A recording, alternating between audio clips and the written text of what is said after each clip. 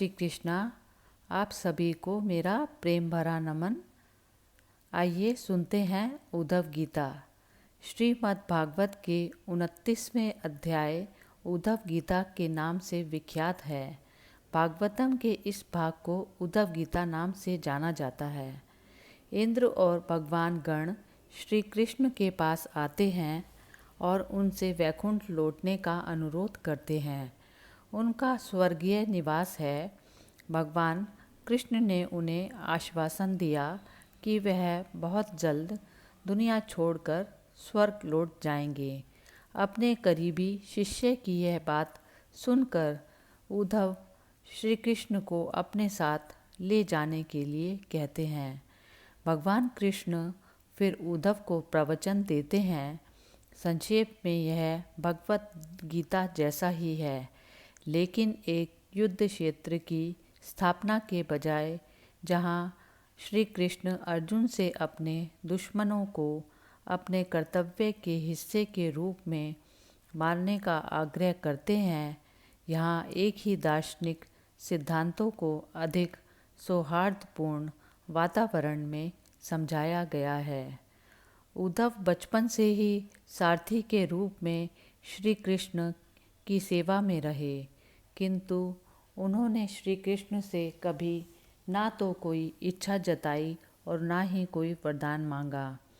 जब श्री कृष्ण अपने अवतार काल को पूर्ण कर गौलोक जाने को तत्पर हुए, तब उन्होंने उद्धव को अपने पास बुलाया और कहा, प्रिय उद्धव, मेरे इस अवतार काल में अनेक लोगों ने मुझसे वरदान प्राप्त किए, पर तुमने कभी कुछ नहीं मांगा।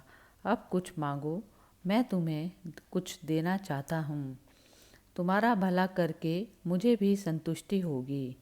उद्धव ने इसके बाद भी स्वयं के लिए कुछ नहीं मांगा। वे तो केवल उन शंकाओं का समाधान चाहते थे जो उनके मन में श्री कृष्ण की शिक्षाओं और उनके कृतित्व को लेकर देखकर उठ रही थी।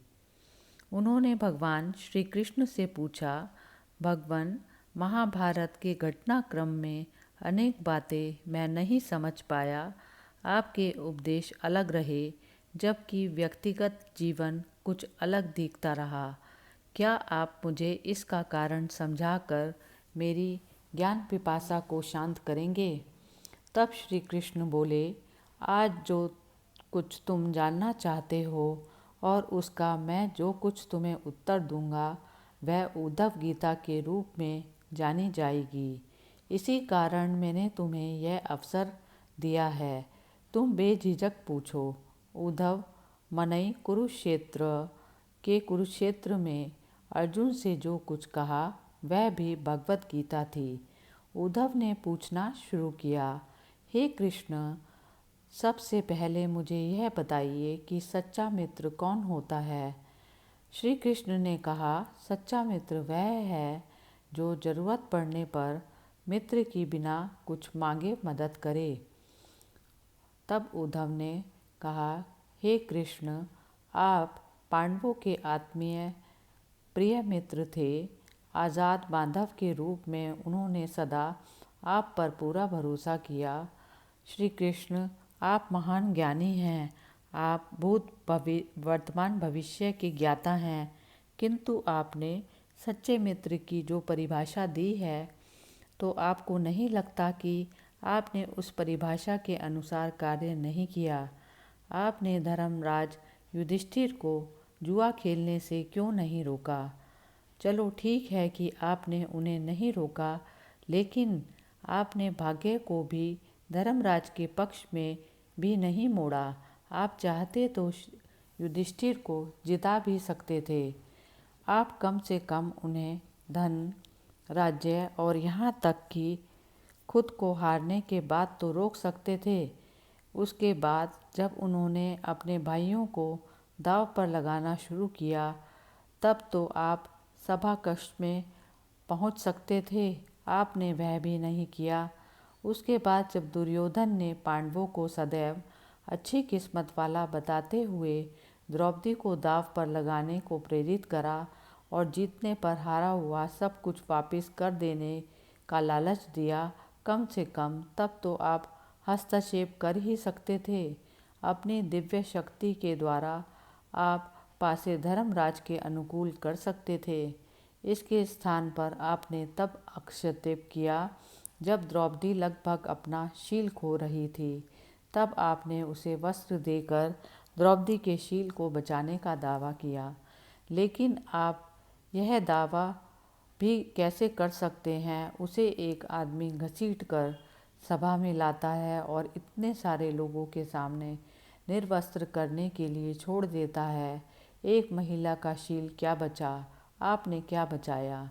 अगर आपने संकट के समय में अपनों की मदद नहीं की तो आपको आपात बांधव कैसे कहा जा सकता है? बताइए, आपने संकट के समय में मदद नहीं की तो क्या फ़ायदा? क्या यही धर्म है? इन प्रश्नों को पूछते पूछते उद्धव का गला रुंध गया और उनकी आंखों से आंसू बहने लगे। ये अकेले उद्धव के प्रश्न नहीं हैं। महाभारत पढ़ते समय हर एक के मनोमस्तिष्क में ये सवाल उठते हैं। उद्धव ने हम लोगों की ओर से ही श्री कृष्ण से यह प्रश्न किए। भगवान श्री कृष्ण मुस्कुराते हुए बोले, प्रिय उद्धव, यह सृष्टि का नियम है कि विवेकवान ही जीतता है। उस समय दुर्योधन के पास विवेक था, धर्मराज के पास नहीं। यही कारण रहा कि धर्मराज पराजित हुए। उद्धव को हैरान परेशान देखकर श्री कृष्ण आगे बोले, दुर्योधन के पास जुआ खेलने के लिए पैसा और धन तो बहुत था, लेकिन उसे पासों को खेलना नहीं आता था। इसीलिए उसने अपने मामा शकुनी को द्यूत क्रीड़ा के लिए उपयोग किया। यही विवेक है। धर्मराज भी इसी प्रकार सोच सकते थे और अपने चचेरे भाई से पेशकश कर सकते थे कि उनकी तरफ से मैं खेलूँगा। जरा विचार करो कि अगर शकुनी और मैं खेलते तो कौन जीतता? पासे के अंक उसके अनुसार आते या मेरे अनुसार?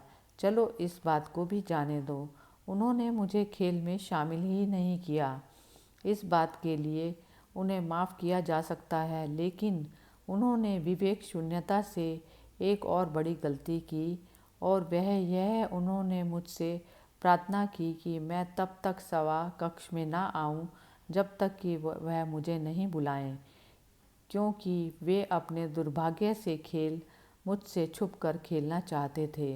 वे नहीं चाहते थे मुझे मालूम पड़े कि वे जुआ खेल रहे हैं। इस प्रकार उन्होंने अपनी प्रार्थना से मुझे बांध दिया। मुझे सभा कक्ष में आने की अनुमति नहीं थी। इसके बाद भी मैं कक्ष के बाहर इंतज़ार कर रहा था कि कब कोई मुझे बुलाता है। भीम, अर्जुन, नकुल और सहदेव सब मुझे भूल गए, बस अपने भाग्य और दुर्योधन को कोसते रहे।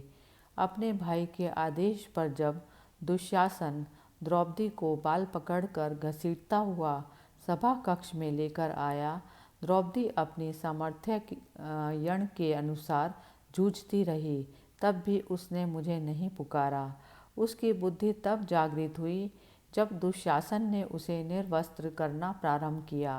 जब उसने स्वयं पर निर्भरता छोड़कर हरि हरि कृष्णा की गुहार लगाई, तब मुझे उसके शील की रक्षा का अवसर मिला। जैसे ही मुझे पुकारा गया, मैं अविलंब पहुंच गया। अब स्थिति में मेरी क्या गलती? तब उद्धव बोले, कान्हा, आपका स्पष्टीकरण प्रभावशाली अवश्य है, किंतु मुझे पूर्ण संतुष्टि नहीं हुई। क्या मैं एक और प्रश्न पूछ सकता हूँ? अनुमति की। कृष्ण ने अनुमति दी। तब उद्धव ने पूछा, इसका अर्थ यह हुआ कि आप तभी आओगे जब आपको बुलाया जाएगा। क्या संकट के घिरे अपने भक्त की मदद करने आप स्वतः नहीं आओगे?